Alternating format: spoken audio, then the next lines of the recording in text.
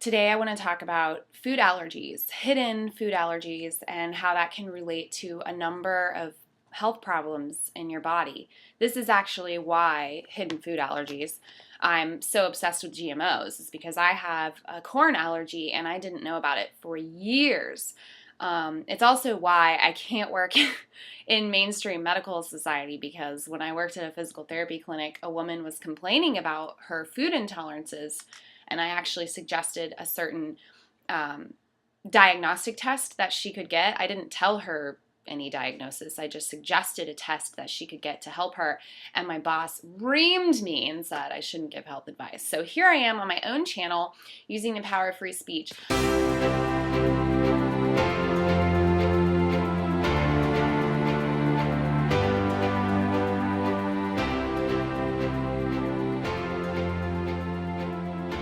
I'm not going to give you health advice. I'm going to talk about my personal journey. So I do want to talk to you about what happens when you eat food and it goes into your intestines. Obviously, that's where the digestion goes on. And you're supposed to break the protein. There's proteins, carbs, and fats and fiber. Fiber just kind of ferments and makes you gassy and then goes out the other end. Carbs have their own process. Fats have their own process, and proteins have their own process for digestion for your body to use them as energy. Proteins need to get broken down to a certain level of peptides. They don't need to be these huge chunks of food that end up in your bloodstream. And when that happens, that causes problems. I'm going to start saying my instead of your because the Health Freedom Act hasn't exactly passed yet. And Ron Paul just retired. Maybe he can be the president of Texas, though, if they secede. So protein, let's just say that there's a protein in corn that I'm allergic to, which I am because I know because I got a scratch test and an allergist that showed me that. So let's just say when I eat corn, that protein goes into my gut, and just like the scratch test on my arm showed like a welt and itchy redness, that's what's happening inside my gut when I eat corn. So the corn touches my intestines and they get red and inflamed, and I guess they might be itchy if I could feel that. But what I would feel is stomach pain, and yes, I would literally have pain after I ate. It wasn't fun. And for a long time I blamed Accutane because Accutane, I took it when I was 18, shortly after the severe acne and other things started. And that has also been shown to cause like Crohn's disease and all kinds of things. And I was only on that for like 3 months and I got off because I did start having suicidal thoughts. And that was a side effect of Accutane. And so they took me off of it early. And I'm so thankful that I don't have Crohn's or IBD or any of that. But I do think that that just made me even more susceptible to this corn thing. And the cascade of problems that come after that, including neurological problems, mental illness, skin problems, a lot of things that I'm going to talk about in this video.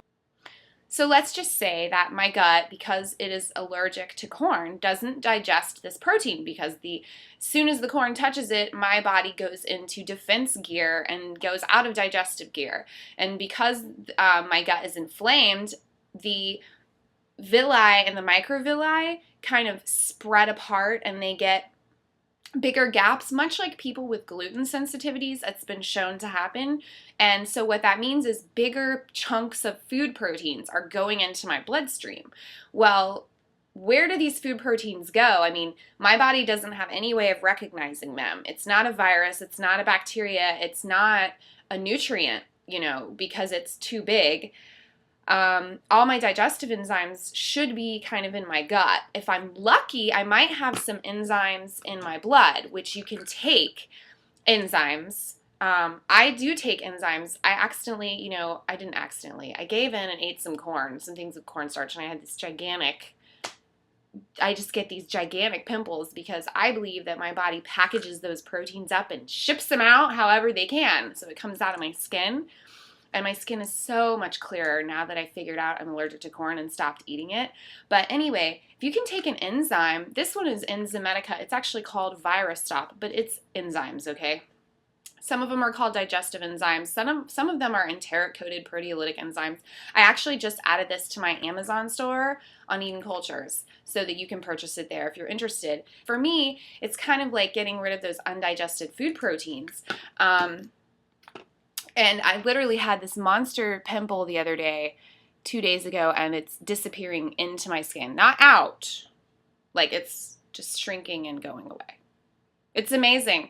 And I actually had a lump here in my ear that was like some sort of a cyst, and it literally just is disappearing since I've been taking this virus stop. It's really amazing. And those aren't viruses. Those are just weird proteins that my body is trying to package up and get rid of. And some people might have cysts or whatever. So what other damage can it do besides packaging it up into acne? Well, it doesn't, it can also land in my joints. And I used to have joint pain.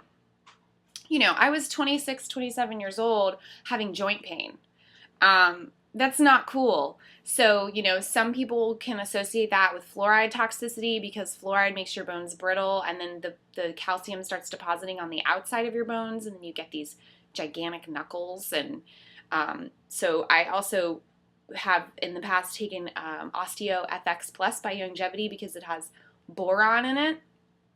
But also cleaning up that debris, that protein junk in your body that your digestive system didn't get a chance to get, to break down before it got in there. That's so helpful to me, not you. It's not helpful to you because I can't give you health advice. I talked about the acne. I talked about the pain in my gut. I talked about the pain in my joints. I have struggled with depression and anxiety for a very long time. And I'm still struggling with it. But I can tell you that when my stomach stopped hurting all the time, because I had been taking probiotics before that, and I didn't understand why it wasn't fixing my problem. Well, when you're inflamed, those probiotics, they can't, it's kind of like planting seeds in a ground that's like hard clay. You know what I mean? You have to till the soil. So my intestinal walls were so inflamed that the probiotics couldn't stick. They couldn't do their job. I had to remove the corn and remove the inflammation before the probiotics worked. And probiotics did help me with some of my issues, more the OCD kind of things than the depression and anxiety. But because OCD has actually been associated with a certain bacteria thriving in your gut. So maybe, I was allergic to corn, my gut got inflamed, different bacteria grew than should have grown. And so I started having some obsessive compulsive tendencies. I was never diagnosed with that. When I tackled that inflammation, and I did that by removing the corn, I did juice some raw cabbage for a week or two. And I wouldn't recommend you juicing raw cabbage for a long time. I wouldn't recommend you juicing raw cabbage at all because I'm not giving health advice. But if you were to juice raw cabbage, you may not want to do it for a long time because it does have some thyroid blocking chemicals in it. But it also has a nutrient in it called vitamin U that has been known to heal ulcers. I really think I had ulcerated tissue, and that really calmed it down. How else does that tie into anxiety besides my obsessive compulsive tendencies? I do have some would say an irrational fear of GMOs, but if you've been through what I've been through and realized that corn is the main culprit and corn is GMO, you might have that fear too. And actually, it's not irrational. It's very rational to not want to do something that causes you physical and emotional pain, such as meat and corn. But what about anxiety? There is a field of study called orthomolecular medicine, and it's very interesting to me. And schizophrenia, there's been some studies done that food proteins that enter people's blood, meaning their gut is messed up, get into their brain and just totally mess them up. There's another field of research emerging, which is about how our gut relates to our neurotransmitters. So you're thinking brain is neuroscience, but what they're discovering is your gut makes 90 to 95% of your neurotransmitters, and it has its own neurobiology. Your gut has a separate brain. And there's a book called The Second Brain, which is for sale also in my Amazon store.